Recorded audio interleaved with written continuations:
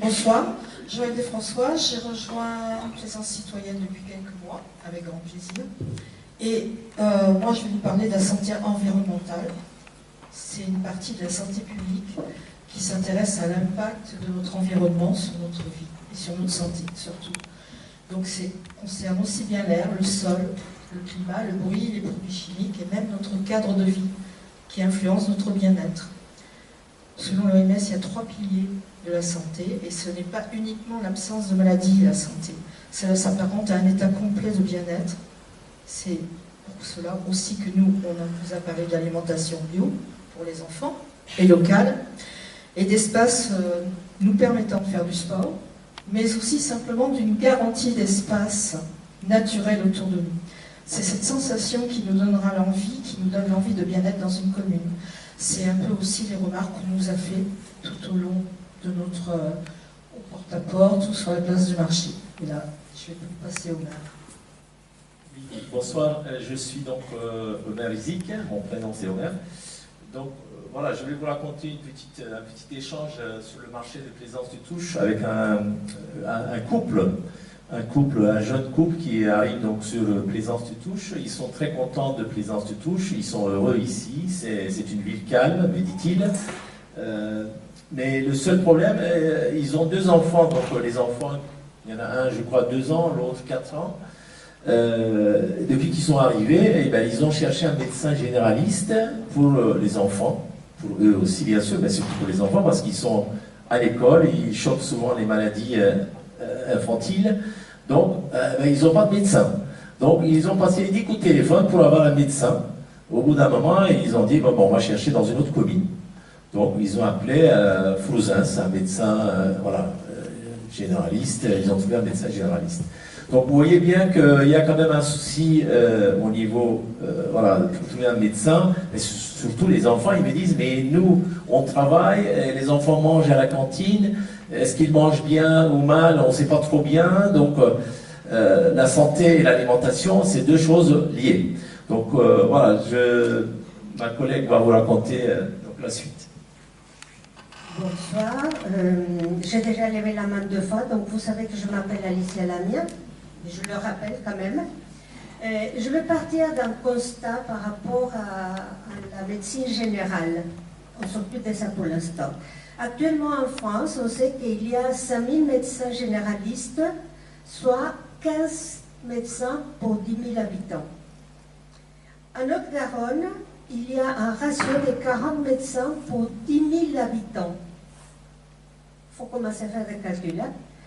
À Plaisance, nous avons 8 médecins pour 22 000 habitants. On parle souvent des déserts médicaux et des difficultés pour se faire soigner. En 2025, les statistiques nous disaient qu'il y a 2 Français sur 3 qui renoncent à des soins, faute de médecins, mais pour d'autres raisons aussi. Il y a, si vous voyez le graphique, 6 millions de Français qui n'ont pas de médecins traitants.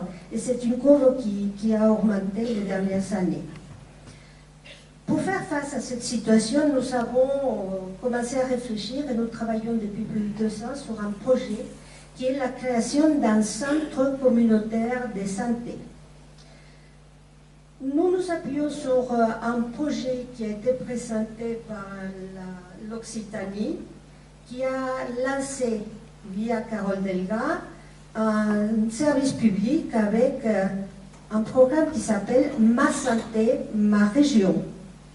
Dans ce programme, il était prévu le recrutement de 200 médecins, infirmiers, sages-femmes, donc on parle de personnel médical, dont une quarantaine dès 2022. Le projet s'arrête en 2028. La création et la gestion des centres de santé dans lesquels exercent ces professionnels de santé aurait dû augmenter, c'est ce qui était prévu. Ça se développe quand même, hein, c'est pas arrêté, c'est toujours en cours. Augmenter au rythme d'une dizaine de centres par an dès 2022. Pour des soins programmés et non programmés, ainsi que pour des visites à domicile, puisqu'il y a aussi des personnes qui ne peuvent pas accéder au cabinet, au médecin médecins qui sont installés quelque part, même dans les centres, donc il y a aussi des visites à domicile qui sont prévues.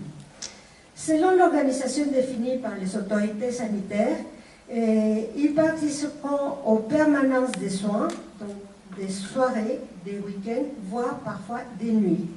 Afin de préparer l'avenir, la région incite les médecins à assurer le rôle de maîtres des stages universitaires.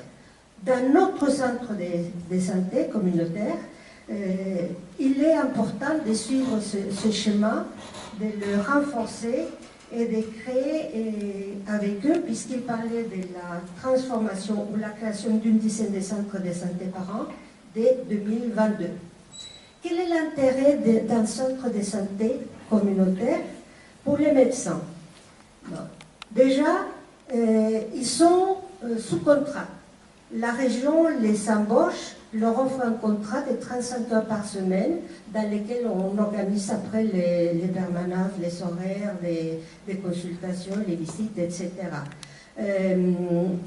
Ils pratiquent ces activités dans un local qui, pour nous, est important de le dire, sera un local proposé par la mairie, j'allais dire par nous, avec des médecins qui vont participer en tant que médecins généralistes dans un premier temps, mais notre souhait est d'élargir à moyen et à long terme vers des spécialités. Et nous ne parlons pas uniquement des médecins généralistes, mais aussi des professionnels de santé, c'est-à-dire qu'il y aura plus tard des infirmières et d'autres spécialités. Pour les médecins, il y a toujours l'avantage d'avoir un meilleur équilibre entre vie professionnelle et vie privée. Ils travaillent en équipe. C'est l'ARS qui s'occupe des démarches administratives et financières. L'ARS, c'est l'Agence régionale de santé, ainsi que l'assurance maladie. Les salaires sont attractifs. Les locaux de travail sont équipés en matériel médical et il y a un avantage encore, c'est qu'il y a un secrétariat médical qui est partagé. Quel avantage pour les patients? Il y en a deux principalement et je trouve que c'est déjà pas mal. Il n'y a pas de dépassement d'honoraires puisque c'est la caisse primaire qui prend en charge via la carte vitale et le tiers payant est appliqué. Voilà notre projet.